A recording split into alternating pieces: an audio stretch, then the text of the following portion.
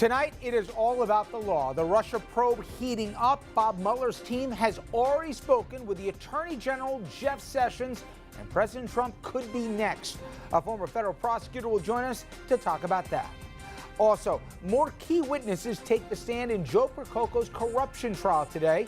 We will take a look at what the former top Cuomo aide is facing and the defense strategy his attorneys are already using. Then sentencing day for Larry Nassar, that the former U.S. gymnastics doctor convicted of molesting team members. Nassar sat and listened as his victims shared their powerful stories in open court. Did that cause the judge to make the sentence even harsher? Good evening and welcome to RFL. I'm Richard French. We're going to start tonight with the latest twists and turns in the Russia probe, and there are many. Attorney General Jeff Sessions, he was questioned for several hours last week by Mueller's team. He is the first cabinet official to get such an interview. And his boss, President Trump, he could be next. But it is unclear what form that would take. Would it be face-to-face, written questions in advance, or a combination, or maybe an outright refusal from the president to even meet? Washington Post was first to report that Mueller wants to question the president about his decisions to fire National Security Advisor Michael Flynn and also FBI Director James Comey. What should happen by the end of the month here? We will learn quite a bit. Does this mean the Mueller team is zeroing in now on obstruction of justice? Well, of course, where President Trump is concerned, there are always more and more questions. And we now go to the latest player in this, former Trump campaign aide Rick Gates, best known as the other guy who was indicted and arrested alongside Paul Manafort, now appears to be separating from Manafort. Could he now be cooperating with the Mueller team? And if so, would that be bad news for Manafort or Trump or even both? And then there's more on George Papadopoulos, the Trump campaign foreign policy advisor who pleaded guilty and is now working with Mueller. His fiancée, for what it's worth, now says that Papadopoulos has a lot more information than has been made public to this point. She says at the end of the day, he will end up on the right side of history like former Nixon White House counsel John Dean, whose testimony, of course, to Congress helped spell the beginning of the end of the Nixon presidency. So with that, a lot of developments, but what do they mean and where do we go from here? To help us sort it out, as he often does, former federal prosecutor Roland Riopelle. You almost need a scorecard here, Roland, so I'm going to go through this, if not chronologically, but with the latest news that comes out. First of all, we talk about Gates. First of all, the fact that he would separate himself from Manafort in terms of the attorney, translate to the general public what that really means. Could he be the next one to flip? Yes, that is a sign, if you're representing Manafort, that Mr. Gates wants to go in a different direction. And if you're in a criminal case, going in a different direction typically means cooperating with the government. We can't be absolutely sure. The signals are not certain at this point, but clearly that's always been a possibility for Mr. Gates. Clearly that's been something that Mr. Mueller's team has wanted. And if Mr. Gates does become a cooperator with the government, that spells probably big trouble for Manafort and Mr. Trump. Next player here, Mr. Bannon. He will be interviewed by the Mueller team, and they specifically have questions relating to both Flynn and Comey and their terminations. So what is the Mueller team looking to find out from him? Well, you know, interviewing Mr. Bannon is like interviewing the recently divorced spouse of your target. He is now on the outs with Mr. Trump, Mr. Trump's team, and many of Mr. Trump's supporters. So there may be some vitriol that Mr. Bannon will want to spew in their direction because we know he tends to do that kind of thing.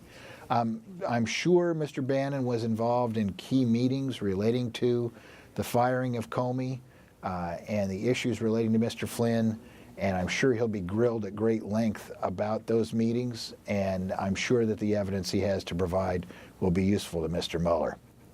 Now, obviously, the significance of Jeff Sessions being the first cabinet member, and you think it's not an accident that the Mueller team is now talking to Sessions at this point. and you think there could be some real exposure potentially for the AG. Yeah, I do. I think it makes sense to be talking to Mr. Sessions at this point. Mr. Sessions was very near to the mix in every aspect of this, of course. He was meeting with Russians during the campaign. He was very much involved in the firing of James Comey.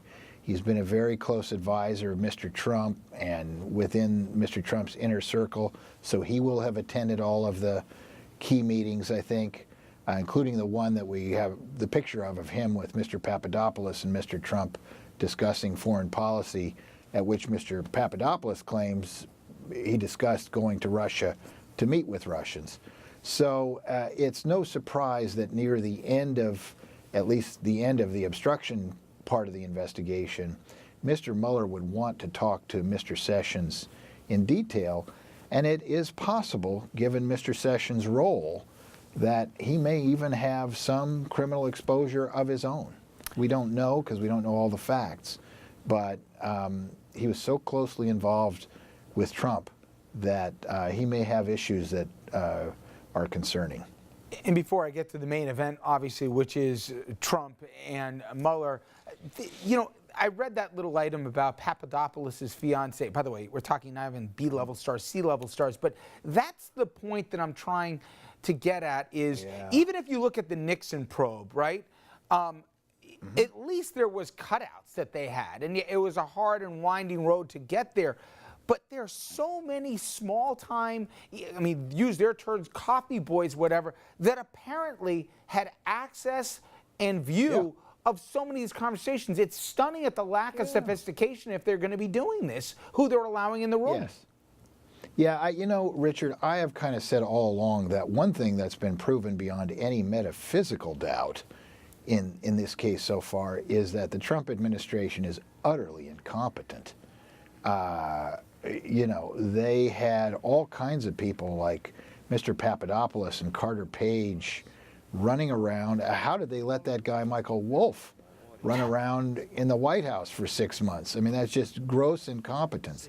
And Steve Bannon himself, and as I was talking about Bannon before, I was thinking of this, he's going to go in and confirm to Mr. Mueller that he thought the firing of James Comey was the worst political move in recent history. And he thought the idea that Donnie Jr. and Kushner were treasonous to even have that meeting in Trump Tower. And the likelihood is that they walked him up to see the old man on the 25th floor. Now, speaking of, absolutely. They're going to ask Mr. Bannon all about that. They're going to ask Mr. Bannon all about that, and I can't wait to find out what he has to say. Well, but we'll have to wait a while, I'm sure. Roland, I was one of those suckers who forked over $100 to watch the Mayweather-McGregor fight. But you know what? I'd pay 5 times that if there is a meeting with Trump and Mueller. And I suspect I wouldn't be alone to fork over money for that pay-per-view. Let's go over, first of all, we've heard bandied about the terms that either the Trump team would impose on Mueller. First of all, what conditions would Mueller ever abide to? And then walk through the probabilities of there even being a meeting, and then what could follow after that. Okay. Mr. Mueller has significant leverage here to get a face-to-face meeting or at least a closed-circuit TV interview with Mr. Trump. I am sure that the Trump team will want to respond to written interrogatory questions rather than any sort of in-person recorded meeting. Mr. Mueller will never agree to that, nor should he. A key issue here is going to be Trump's credibility. And you can really only judge that by watching the person, observing the person as he or she answers the questions. Mueller has the Trump card here, so to speak, which is a grand jury subpoena.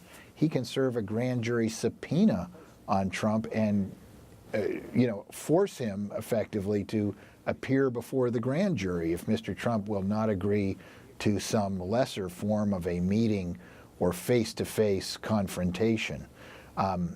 I suspect it has been my view that Mr. Trump will resist any meeting and refuse to meet And that is why we're getting all the setup about the evil at the FBI and all that kind of stuff, which is, in my view, nonsense.